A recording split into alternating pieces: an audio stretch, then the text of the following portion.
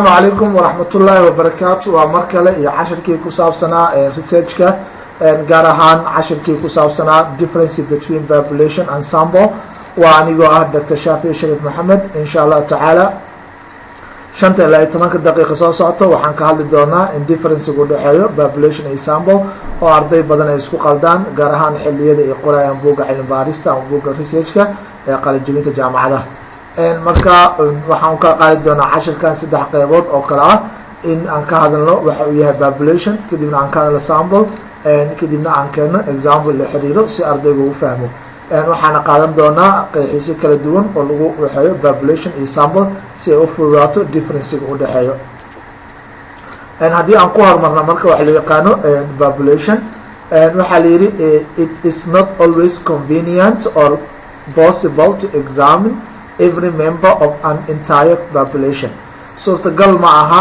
qof kasta oo populationka ka mid ah in uu ka qayb qaato researchka ama surveyga la sameynayo okay to represent the population well a sample should be randomly selected si loo matalo marka populationka guud ahaan oo researchka lagu sameynayo sampleka waa in laga qaataa welibana si oo randomly ah loo select gareeya random sampling insha Allah video kale ayaan uga hadli doonaa exact population will depend on the scope of the study numberka marka exactga la qaadanayo populationka waxay ku xiraan doontaa scope-ka ama xadiga ay leedahay daraasada oo warbixinta ama researchka lagu sameynayo population is a collection of people, items or events about which the researcher wants to make inferences waxaa la yidhi marka populationka collectionka waxay ku xirantaha marka waxay noqon kartaa population waxay noqon kartaa items events kaasoo marka researcherka uu rabo inuu ku sameeyo conclusionkiisa researchka oo haduu dib ugu celiyo populationka marka waxay noqon kartaa dad waxay noqon kartaa items waxay noqon kartaa events population is the total of all the individuals who have certain characteristics and interest to researcher populationka waa guud ahaan shakhsiyaadka leh characteristicska ama dabeecadaha oo qofka researcherka daneynayo qof kasta oo leh dabeecadaha lagu aqoonsado ama characteristicska uu rabo qofka researcherka la wuxuu noqon karaa qayb ka mid ah populationka population is a broader group of people to whom the researcher intends to generalize the results of the study example if there are 15 million people in Somalia then the population size is 15 million populationka sida ka muuqato waa broader group oo dad ah people kaasoo marka researcherka uu rabo in uu generalize ugu sameeyo natiijada kasoo baxda daraasadiisa tusaale ahaan haddii 15 milyan oo Soomaali ah ay joogto Soomaaliya populationka wuxuu noqonaa marka 15 milyan population is not limited to the people only but it may also include animals events objects and buildings etc populationka ma aha oo kaliya dadka wuxuu noqon karaa xayawaanada eventska shayada iyo dhismaha marka population wuxuu noqon karaa wax kasta oo leh dabeecadaha researcherka uu rabo waana broader picture oo ma ahan oo kaliya maxaa lahaa tiro kooban oo markaas qofka uu researchka uu ku sameynayo laakiin waa objectiga ama dadka leh dabeecadaha uu rabo researcherka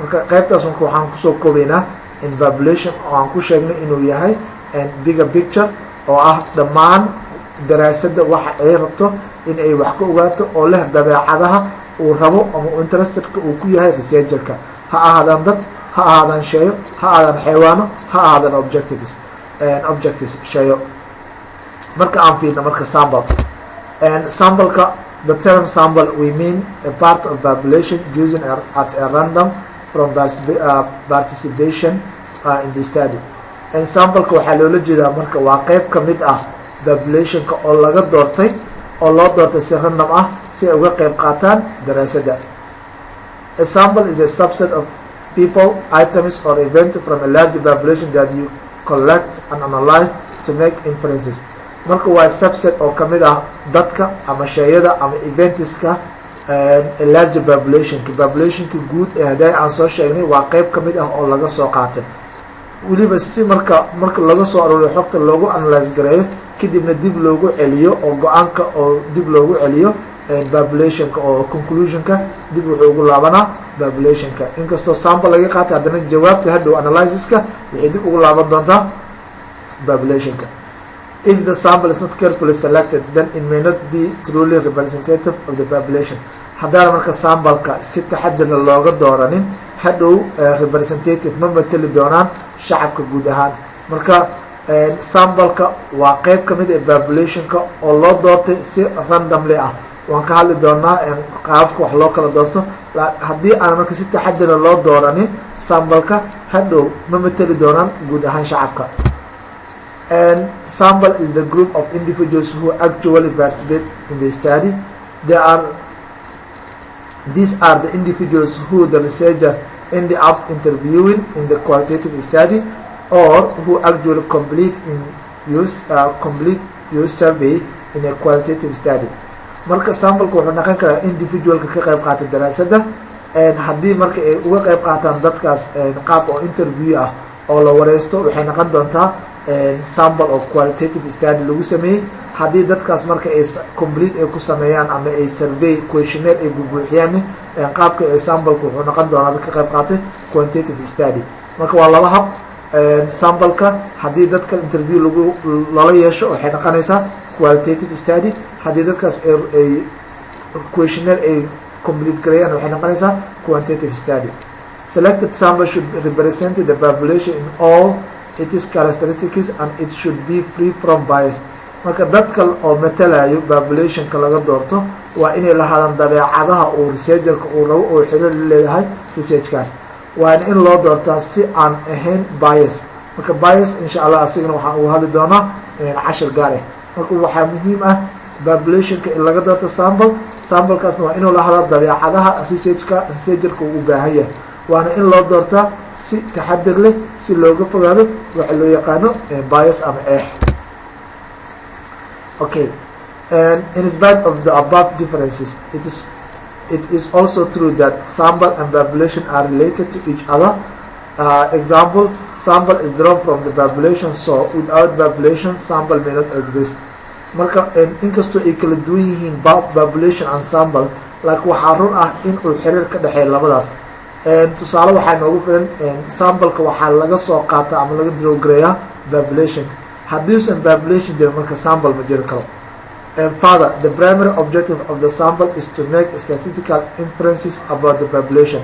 intaas waxaa dheer marka hadafka laga leeyahay sambalku waxay tahay in hadhow gabagabadii ama conclusionki loo sameeyo in loo celiyo dib loogu celiyo population. marka waa labo aan kala maarmin. marka haddii aanan fiirno sawirkan horteena ka muuqdo populationki waa midka kore oo ah dhammaan dadkii. then populationka waxaa laga qaatay sampling oo qayb ka mid ah. marka sampling laga qaatay oo survey lagu sameeyey oo la alaasgeliyey haddana waxaa dib loogu laabanaa oo inference loogu sameynaa conclusionka populationka. Suppose suppose you are interested whether the men or women suppose you are interested whether men and women are equally likely to vote Democratic, Republicans or Independent or not to vote for the president. haddii marka aad rabto oo interest ku tahay inaad ogaato in ragga iyo dumarka si isumada ay ugu codeeyaan dimuqraadiga ama republicanka ama si oo independent ah oo madax banaan ama aysanba dooninba inay u codeeyaan madaxweynaha. Your population is all American adult citizens. That's about 300 million people. marka populationka wuxuu noqonaa dhammaan shacabka Mareykanka kaasoo ugu yaraan 300 milyan oo qof ah. So 300 million ayuu noqonaa populationka. So you can't ask them all, so you take a sample. So 300 million ma weydiin kartid marka waxaan ka qaadanaysaa sample. haddii marka when information is collected from all unities of population, the process is known as census. haddii lacala ay dhacdo marka qofku dhahay 300 milyan qaadana qofkaas ma sameynayo survey ama sample ma qaadanayo wax uu sameynayo waa tirakoob, waa census ma ahan waxa la yaqaano sampling of population oo kamid ma qaadanayo. qofka haduu yiraahdo waxa dashi inaan qaadana waan ku sameynaa survey ama aan kulligood waxay noqonaysaa tirakoob ma noqonayso sampling ama population kala qaad.